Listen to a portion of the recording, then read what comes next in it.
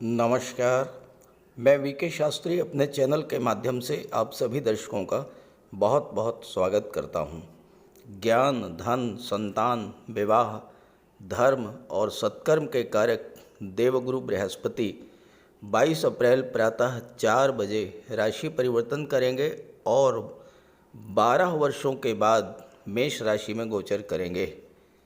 ये बहुत ही महत्वपूर्ण परिवर्तन है और इस परिवर्तन में देवगुरु लगभग 6 माह तक 30 अक्टूबर 2023 तक राहु के साथ गोचर करेंगे। और इससे भी महत्वपूर्ण बात यह है कि ये राशि परिवर्तन अक्षय तृतीया के दिन हो रहा है। ज्योतिष शास्त्र में गुरु और राहु की युति को गुरु चांडाल दोष कहा जाता है और इसे बहुत ही खराब युति मानी गई है, क्योंकि देवगुरु हैं ज्ञान और राहु गुरु के ज्ञान को ओवरशैडो कर देता है, यानी गुरु के अच्छे गुणों, अच्छे प्रयासों, अच्छे प्रभावों और शुभ फलों में बहुत कमी लाता है। तो इस वीडियो में पहले मैं आपको ये समझाऊंगा कि गुरु चांडाल योग का आपके जीवन पर क्या प्रभाव पड़ेगा और ये योग किस समय से किस समय तक ज़्यादा प्रभावी रहेगा, इसके क्या क्या नकारात्मक प्रभाव पड़ सकते हैं हमारे जीवन पर और हमें क्या क्या सावधानियां बरतनी पड़ेंगी इस दोष के बनने पर। ये विश्लेषण आपकी चंद्र राशि के आधार पर किया जा रहा है और वीडियो के अंत में मैं आपको देवगुरु और राहु दोनों के उपाय बताऊंगा। साथ ही साथ ध्यान रखिएगा कि कमेंट बॉक्स में किसी भी अनजान व्यक्ति के द्वारा दिए गए नंबर पर भूल करके भी कांटेक्ट मत कीजिएगा, आपके साथ फ्रॉड हो सकता है।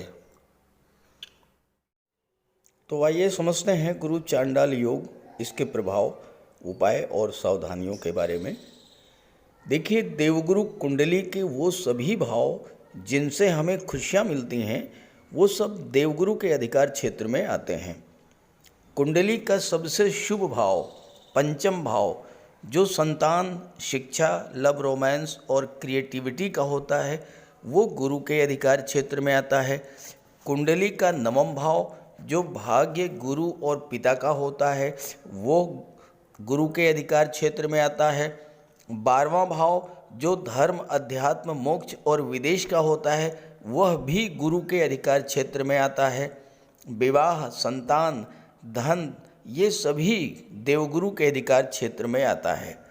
जब देवगुरु पीड़ित होते हैं तो इसका सीधा असर इन सब क्षेत्रों पर पड़ता है। गुरु नॉलेज के, विजडम के कारक होते हैं और गुरु चांडाल योग बनने पर इसका सीधा असर आपके नॉलेज पर, आपके विजडम पर पड़ेगा। देवगुरु हैं धर्म और सत्कर्म के कारक, जबकि राहु एक ऐसा ग्रह है जो किसी भी नियम, कायदे, धर्म, नैतिकता को नहीं मानता। राहु बहुत ही चतुर, चालाक ग्रह है और आधुनिक संदर्भ में जिसे स्मार्टनेस कहते हैं वो है राहु। राहु शॉर्टकट में विश्वास रखता है, चीज़ों को सिर्फ पाना चाहता है, चाहे वो तरीका नैतिक हो या अनैतिक, कोई भी तरीका हो। राहु व्यक्ति को अत्यधिक स्वार्थी बना देता है और राहु के प्रभाव से व्यक्ति सिर्फ और सिर्फ अपने बारे में ही सोचता है। राहु हमारी कार्यशैली को खराब कर सकता है, हमारी संगति को खराब कर सकता है और हमें गलत आदतें दे सकता है। जब गुरु और राहु की युति बनेगी तो राहु के नेगेटिव एटीट्यूड्स का प्रभाव गुरु पर पड़ेगा। गुरु अपने शुभ फल पूरे तरीके से देने में सक्षम नहीं होंगे और इसका प्रभाव हम सबके जीवन पर पड़ेगा।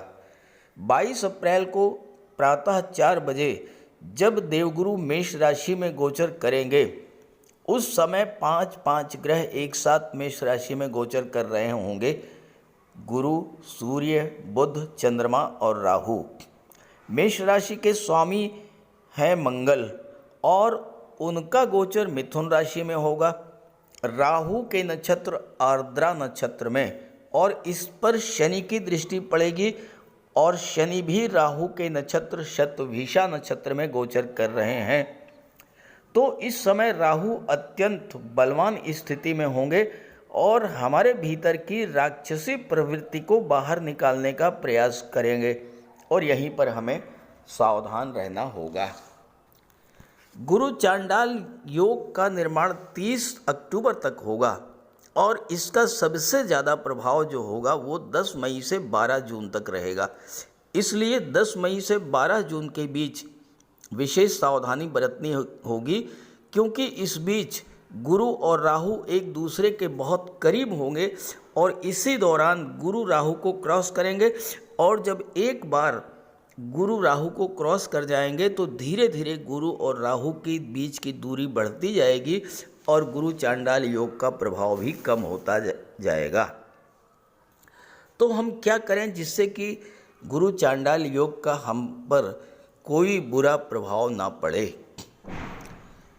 इस समय खास करके 10 मई से 12 जून के बीच जल्दबाजी में कोई निर्णय नहीं लेना है।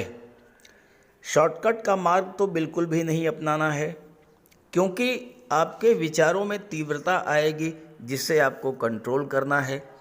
केवल अपने ही बारे में सोचने से बचना होगा। घर परिवार मित्र संबंधी रिश्तेदार सभी का ध्यान रखते हुए कोई कार्य करना होगा। जो लोग बहुत ज़्यादा सोचते हैं, बहुत जल्द चीज़ों को पाना चाहते हैं, वो डिप्रेशन के शिकार भी हो सकते हैं। बहुत ज़्यादा इमोशनल नहीं होना है, प्रैक्टिकल होकर चीज़ों को घटनाओं को एक्सेप्ट करना है। एक और बात, शनिदेव इस समय बहुत ही बलवान रहेंगे और शनि की तीसरी दृष्टि इस गुरु चांडाल योग पर पड़ेगी। शनि न्याय के कारक हैं और अगर आपने इस समय कोई छोटी सी भी गलती की, किसी भी इलीगल एक्टिविटी में लिप्त हुए, तो शनि तत्काल बिना किसी देरी के उसका दंड भी दे देंगे। तो क्या है रेमेडी इस गुरु चांडाल योग की? हम क्या करें कि इस युति के नेगेटिव इफेक्ट्स अपने लिए पॉजिटिव वे में यूज़ कर लें। देखिए, गुरु राहु की युति बनने पर गुरु के गुण राहु में, राहु के गुण गुरु में ट्रांसफ़र होंगे। इसका अर्थ ये हुआ कि जिन जिन चीज़ों के कारक गुरु हैं, अब वो चीज़ें हमें राहु के कारक तत्वों से मिलेंगी। गुरु है भाग्य, राहु है प्रॉब्लम, लेकिन राहु है विदेश। तो सीधा सा अर्थ ये होगा कि आपकी भाग्योन्नति विदेश में होगी। राहु है online activities, social media, internet, विदेश, different culture, shadow related area, photography, videography, cinema, film industry, TV serial, YouTube, Facebook, Instagram, reels related areas. तो इन सब चीज़ों से जुड़कर आप इस युति का पूरा लाभ ले सकते हैं। ज्ञान मिलेगा आपको या तो विदेश से या इंटरनेट से, सोशल मीडिया से। ऐसे ही धन मिलेगा तो विदेश से मिलेगा या सोशल मीडिया और इंटरनेट से जुड़ करके। भाग्योन्नति आपकी विदेश में होगी, व्यापार व्यवसाय में वृद्धि होगी विदेश में, सम्मान मिलेगा विदेश में। तो इन 6 महीनों में 30 अक्टूबर 2023 तक अगर आप ऐसा करते हैं तो यही गुरु चांडाल योग आपको कार्य क्षेत्र में असीम विस्तार देगा, अपार धन देगा और मान सम्मान, पद प्रतिष्ठा सब कुछ मिलेगा। अब आइए बात करते हैं अलग अलग राशियों पर इसके प्रभाव के बारे में। तो ये है कुंभ राशि के जातकों की कुंडली। आपके लग्न के स्वामी हैं शनिदेव और इस समय कुंभ राशि के जातकों के जीवन में शनि के 7.5 का द्वितीय चरण गतिमान है। देवगुरु का गोचर कुंडली के तृतीय भाव पराक्रम भाव में है और यहाँ पर गुरु लाभ के भाव के स्वामी होकर के और धन के भाव के स्वामी होकर के पराक्रम भाव में गोचर कर रहे हैं। तीसरा भाव पराक्रम भाव होता है और यहाँ से पराक्रम, पुरुषार्थ और परिवर्तन का, छोटी छोटी यात्राओं का विचार किया जाता है। इस समय अगर आप अपने जॉब में, अपने प्रोफेशन में किसी तरह का कोई परिवर्तन करना चाहते हैं तो ये गुरु और राहु का गोचर आपके लिए बहुत ही हेल्पफुल होगा। इस गोचर काल में छोटी छोटी यात्राएं आपके लिए विशेष लाभप्रद होगी। और चूंकि राहु भी साथ हैं, राहु विदेश के कारक होते हैं और आपके लग्न के स्वामी शनिदेव भी 12वें भाव के स्वामी हैं, विदेश भाव के स्वामी हैं, और शनि की दृष्टि राहु और गुरु पर पड़ रही है। तो ऐसे में अगर आप इस समय विदेश जाना चाहते हैं, स्थान परिवर्तन करना चाहते हैं, तो ये समय आपके लिए बहुत ही शुभ होगा। अगर आप स्थान परिवर्तन करते हैं, विदेश गमन करते हैं, तो राहु और गुरु का जो ये चांडाल योग है ये आपके लिए शुभ होने जा रहा है। विदेश से जुड़ करके आप कोई कार्य शुरू करते हैं, ऑनलाइन प्लेटफॉर्म से जुड़ करके कोई कार्य शुरू करते हैं, या मातृभूमि से दूर जा कर के आप कोई काम शुरू करते हैं, तो ये समय आपके लिए अत्यंत उपयुक्त है। आप बहुत दिनों से विदेश जाना चाहते थे लेकिन नहीं जा पा रहे थे, अब आपके विदेश जाने का प्रबल योग बनेगा। गुरु और राहु का गोचर कुंडली के पराक्रम भाव में है और इस समय गुरु और राहु आपके पराक्रम पुरुषार्थ में वृद्धि करेंगे। लेकिन ये नहीं कहा जा सकता है कि ये गोचर आपके लिए बहुत ज़्यादा अनुकूल होगा, क्योंकि आपके जीवन में 7.5 का द्वितीय चरण गतिमान है और शनि की दृष्टि पड़ रही है। शनि आलस्य को बढ़ाते हैं, कार्यों को डिले करते हैं, इसलिए इस गोचर काल में आपको ये ध्यान रखना है कि पूरे मन से आलस्य को छोड़ करके कार्य क्षेत्र में जुटें, कार्य क्षेत्र का विस्तार करें और तभी भाग्य आपका साथ देगा, क्योंकि गुरु और राहु की दृष्टि भाग्य भाव पर भी पड़ेगी। इस समय अगर आप, जैसा मैंने शुरू में बताया, राहु की चीज़ों से जुड़कर कार्य करेंगे, यानी स्थान परिवर्तन करके, ऑनलाइन टेक्नोलॉजी का यूज़ करके, लेटेस्ट टेक्नोलॉजी का यूज करके अपने कार्य क्षेत्र का विस्तार करेंगे, तो भाग्य भी साथ देगा, पिता और गुरु का मार्गदर्शन भी मिलेगा, आशीर्वाद भी मिलेगा और गुरु का शुभ और श्रेष्ठ फल भी आपको प्राप्त होगा। देवगुरु यहाँ पर लाभ के भाव के स्वामी हैं और धन के भाव के भी स्वामी हैं, तो आपके पराक्रम, पुरुषार्थ और भाग्य के सपोर्ट से धन भी आएगा और धन का संचय भी होगा। लेकिन यहाँ पर ध्यान देना है आपको कि जो कुंडली का दूसरा भाव है ये धन के संचय का होता है, वाणी का होता है, परिवार का होता है, आपके सस्टेनेंस का होता है, आपके सपोर्ट का होता है। और कुंडली का जो दूसरा भाव है वो 2 पाप ग्रहों के बीच में है, राहु और शनि के बीच में कुंडली का सेकंड हाउस आ रहा है। इसलिए धन को लेकर, वाणी के कारण परिवार में कलह और तनाव की स्थिति भी बन सकती है। कोई पैतृक संपत्ति का विवाद भी इस समय बन सकता है। अब यहाँ पर देवगुरु स्वयं दूसरे भाव के स्वामी हैं, तो अगर आप अपनी वाणी पर नियंत्रण रखते हैं, व्यवहार में वाणी में सौम्यता रखते हैं, तो विवाद से बचा जा सकता है। और चूंकि आपके लग्न के स्वामी 12वें भाव के स्वामी हैं, जो कि धर्म, अध्यात्म और मोक्ष का होता है, तो आप अपने आप को जितना अधिक धर्म, अध्यात्म से जोड़ेंगे, ईश्वर में आस्था रखेंगे, उतना ही अधिक आपकी समस्या सुलझेगी और आपको लाभ होगा। भले ही धन को लेकर चिंता बढ़ेगी, परिवार को लेकर चिंता बढ़ेगी, लेकिन सबसे अच्छी बात यह है कि देवगुरु आपके पराक्रम और पुरुषार्थ को जागृत रखेंगे, भाग्य का साथ मिलेगा और कैसी भी परिस्थिति हो आप उससे बाहर आ जाएंगे।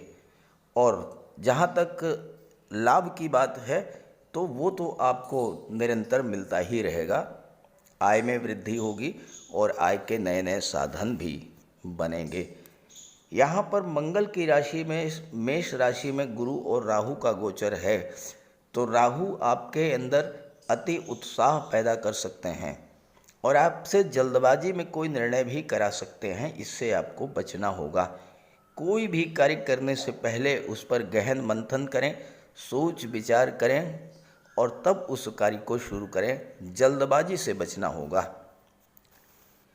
गुरु की दृष्टि कुंडली के सप्तम भाव पर पड़ेगी, नवम भाव पर पड़ेगी और लाभ के भाव पर पड़ेगी।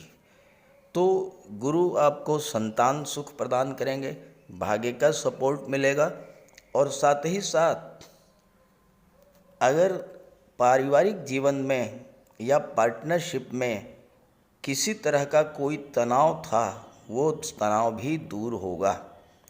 सप्तम भाव क्या होता है? व्यापार का होता है। गुरु और राहु इस समय एक साथ हैं और राहु की दृष्टि पड़ रही है, तो इस समय आपकी डेली इनकम ग्रो करेगी। व्यापार में विस्तार के मौके भी मिलेंगे। शासन प्रशासन या राजनीति में है तो आपकी सोशल इमेज भी इम्प्रूव करेगी, आपकी लोकप्रियता भी बढ़ेगी। गुरु की दृष्टि भाग्य भाव पर और लाभ के भाव पर पड़ेगी, तो भाग्य के सपोर्ट से आपको धन का लाभ होगा। भले ही धन का संचय ना हो, लेकिन लाभ तो होगा ही होगा। और पंचम भाव के स्वामी हैं बुध, 12वें भाव के स्वामी हैं शनि और नवम भाव के स्वामी हैं शुक्र। बुध, शुक्र और शनि तीनों ही गहरे मित्र हैं, तो छात्रों के लिए उच्च शिक्षा प्राप्त करने के लिए विदेश जाने का प्रबल योग बनेगा। विदेशी व्यापार में वृद्धि होगी। विदेश भाव की चीज़ों से आपको लाभ होगा और भाग्य पूरी तरह से साथ देगा। एक बात का ध्यान रखना है आपको कि बिला वजह की दिखावे से बचना है, क्योंकि शनि 12वें भाव के स्वामी हैं। 12वां भाव खर्च का भी होता है, तो दिखावे के लिए धन बर्बाद करना है, इससे बचना होगा। वाणी पर संयम रखना होगा। जीवन के साथी के साथ सामंजस्य बिठा करके चलना होगा, तो ये गोचर आपके लिए बहुत अच्छा परिणाम भी दे करके जाएगा। गुरु और पिता का सम्मान कीजिए, उनकी बात मानिए, उनकी राय लेकर कोई कार्य कीजिए और अपने आप को धर्म अध्यात्म से जोड़ करके चलिए। फिर देखिए, यही जो गुरु राहु का चांडाल योग है, यही आपके लिए अमृत तुल्य फल देने वाला है।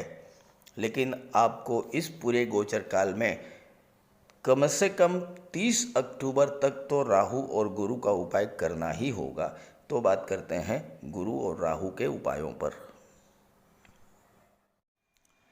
कुंडली में देवगुरु बृहस्पति का बहुत ही महत्वपूर्ण स्थान है, क्योंकि देवगुरु कुंडली के पंचम और नवम भाव के कारक होते हैं। पंचम भाव से संतान का विचार किया जाता है, शिक्षा का विचार किया जाता है और नवम भाव से भाग्य का विचार किया जाता है। गुरु ग्रह भाग्य के लिए जिम्मेदार माने जाते हैं और किसी भी कार्य की सफलता के लिए देवगुरु का मजबूत होना बहुत ज़रूरी है। जब कुंडली में देवगुरु मजबूत होते हैं तो भाग्य का साथ मिलता है। जिस काम में हाथ डालते हैं वो सफल होता है। विवाह समय से होता है, शिक्षा अच्छी मिलती है, गुरु की कृपा रहती है, धन की प्राप्ति होती है। तो देवगुरु के लिए कुछ उपाय बताने जा रहा हूँ, उपाय ज़रूर कीजिएगा। अगर आपकी जन्म कुंडली में गुरु कमज़ोर स्थिति में है तो आपको गुरुवार का व्रत करना चाहिए। स्नान करते समय जल में आधा चम्मच हल्दी डालकर स्नान करें। स्नान के बाद पीले रंग के वस्त्र धारण करें और साथ ही साथ केसर या हल्दी का तिलक लगाएं और गुरुवार के दिन भगवान विष्णु की उपासना करें। घर में केले का एक वृक्ष लगा लें, उसकी पूजा करें, उसकी सेवा करें।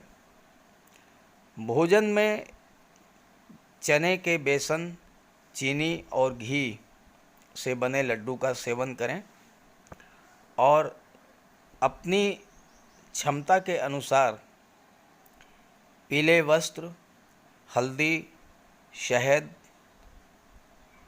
धार्मिक पुस्तकें, इन सब का दान कर सकते हैं। अगर गुरु ग्रह कमज़ोर है तो पुखराज धारण करें, लेकिन इसके लिए किसी योग्य ज्योतिषी की सलाह ले लें।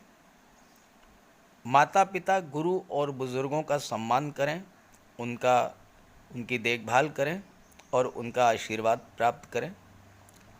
साफ सफाई रखें, गुरु की सेवा करें और दही और चावल गरीबों को खिलाएं। किसी गरीब को, किसी दिव्यांग व्यक्ति को भोजन कराएं। किसी वृद्धाश्रम में जाकर के वृद्धों के साथ कुछ समय बिताएं, उनकी समस्याओं को जानें समझें। कोई ज़रूरी नहीं है कि आप धन से ही सहायता करें, तन और मन से भी आप मदद कर सकते हैं दूसरों की, और ऐसा करने से देवगुरु अत्यंत प्रसन्न होते हैं। और जब देवगुरु बलवान होंगे तो आपको पूरा लाभ मिलेंगे। तो ये उपाय करके देखिएगा, लाभ होगा। राहु का कोई अशुभ प्रभाव आप पर न पड़े, इसलिए राहु का उपाय जरूर करें। राहु का सबसे बढ़िया उपाय है मोर पंख। देखिए, राहु को सर्प का स्वरूप माना गया है और मोर सर्प को खा जाता है। तो जहाँ पर मोर पंख रहता है वहाँ पर राहु का प्रवेश नहीं होता है। अपने घर के मेन डोर पर, बेडरूम में, ड्राइंग रूम में, स्टडी रूम में एक एक मोर पंख लगा दें। एक मोर पंख अपने तकिए के नीचे रखें। जहाँ पर आप कार्य करते हैं ऑफिस में, वहाँ भी मोर पंख आप रखें। और अपने बैग में एक मोर पंख ज़रूर रखें और एक सुरमे की डिबिया, ये दो चीज़ें अपने बैग में हमेशा रखें। और एक छोटी सी चांदी की गोली अपनी जेब में रखें। इससे राहु और बुध दोनों का उपाय हो जाता है। काले कुत्ते को भोजन दें, काली गाय की सेवा करें। इससे राहु, केतु और शनि तीनों ही प्रसन्न होते हैं। कुष्ठ आश्रम में जाकर के या दिव्यांगों को भोजन का दान दें। और एक नारियल शनिवार के दिन अंधेरा होने पर अपने सिर के एंटी क्लॉकवाइज 7 बार घुमा करके नदी में बहा दें। दुर्गा माता का आशीर्वाद प्राप्त करें। दुर्गा चालीसा का पाठ करें। सोमवार के दिन शिवलिंग पर अभिषेक करें। सफ़ेद चंदन का टीका लगाएं और एक सफ़ेद चंदन का टुकड़ा अपने पास रखें। घर में कपूर की धूनी दें। ये छोटे छोटे से उपाय हैं। अगर आप इन उपायों को करते हैं तो निश्चित रूप से राहु के सभी शुभ फल आपको प्राप्त होंगे। तो उपाय ज़रूर कीजिएगा, लाभ मिलेगा। और जब लाभ हो तो कमेंट करके बताइएगा और ये वीडियो अपने साथियों को, अपने मित्रों को भी शेयर कर दीजिएगा। नमस्कार।